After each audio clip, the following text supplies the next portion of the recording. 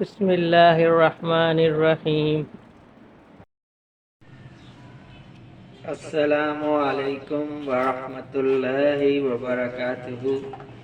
آپ تمام حضرات خیریت سے ہوں گے۔ آج کی تعلیم فضائل نماز چیپٹر 1 پیج نمبر 307 سے ہے۔ حضور اقدس صلی اللہ علیہ وسلم کا ارشاد ہے کہ جب نماز کا وقت آتا ہے تو ایک فرشتہ اعلان کرتا ہے کہ اے آدم کی اولاد اٹھو اور جہنم کی اس آگ کو جسے تم نے گناہوں کی بدولت اپنے اوپر جلانا شروع کر دیا ہے بجھاؤ۔ چنانچہ دیندار لوگ اٹھتے ہیں، وضو کرتے ہیں، ظہر کی نماز پڑھتے ہیں، جس کی وجہ سے ان کے گناہوں کی صبح سے ظہر تک کی مغفرت کر دی جاتی ہے۔ اسی طرح پھر عصر کے وقت، پھر مغرب کے وقت، پھر عشاء کے وقت، غرض ہر نماز کے وقت یہی صورت ہوتی ہے۔ عشاء کے بعد لوگ سونے میں مشغول ہو جاتے ہیں۔ اس کے بعد اندھیری میں بعض لوگ برائیوں، زناکاری، بدکاری، چوری وغیرہ کی طرف چل دیتے ہیں، اور بعض لوگ بھلائیوں، نماز، وظیفہ، ذکر وغیرہ کی طرف چلنے لگتے ہیں۔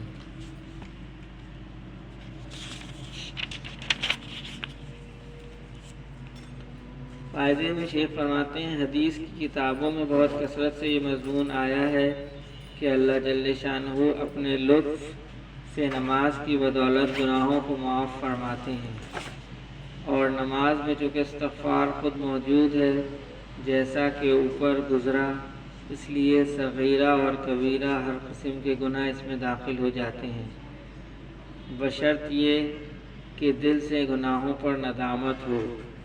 خود حق تعالی شانہ کا ارشاد ہے جیسا کہ حدیث نمبر 3 میں گزرا۔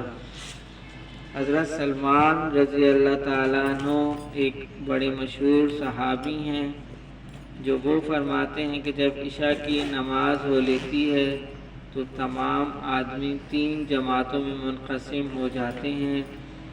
ایک وہ جماعت ہے جس کے لیے یہ رات نعمت ہے اور کمائی ہے اور بھلائی ہے۔ یہ وہ حضرات ہیں جو رات کی فرصت کو غنیمت سمجھتے ہیں، اور جب لوگ اپنے اپنے راحت و آرام اور سونے میں مشغول ہو جاتے ہیں تو یہ لوگ نماز میں مشغول ہو جاتے ہیں۔ ان کی رات ان کے لیے اجر و ثواب بن جاتی ہے۔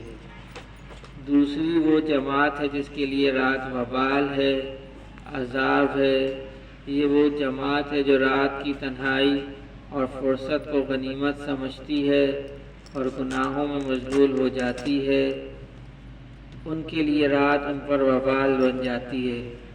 تیسری وہ جماعت ہے جو عشاء کی نماز پڑھ کر سو جاتی ہے، اس کے لیے نہ وبال ہے، نہ کمائی، نہ کچھ گیا نہ آیا۔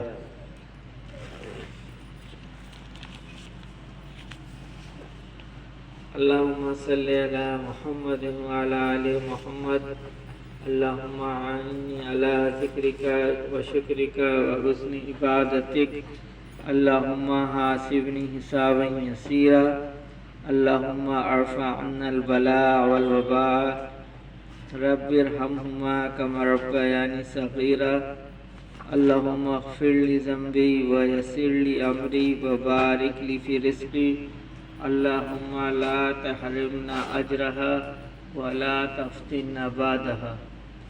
یا اللہ پاک جتنے مسلمان اس دنیا سے جا چکے ان سب کی بخشش و مغفرت فرما دیجیے۔ یا اللہ پاک جتنے مسلمان بیمار ہیں ان سب کو صحت کاملہ و عاجلہ و مستمرہ دائمہ نصیب فرمائیے۔ یا اللہ پاک جو مسلمان پریشان حال ہیں تمام مسلمانوں کی پریشانی کو ختم فرما کے راحت، چین، سکون، عافیت کے ساتھ عطا فرما دیجیے۔ یا اللہ پاک ہمارے گناہوں کو معاف فرما دیجیے۔ آنے والے رمضان تک ہمیں سلامتی کے ساتھ پہنچائیے۔ اور ہمیں تمام مسلمانوں کو پورے روزے رکھنے کی توفیق عطا فرمائیے۔ یا اللہ پاک رمضان میں ہم سب کی حفاظت فرمائیے۔ سبحان ربک رب العزت عما یصفون وسلام علی المرسلین والحمد للہ رب العالمین۔ آمین برحمتک یا ارحم الراحمین۔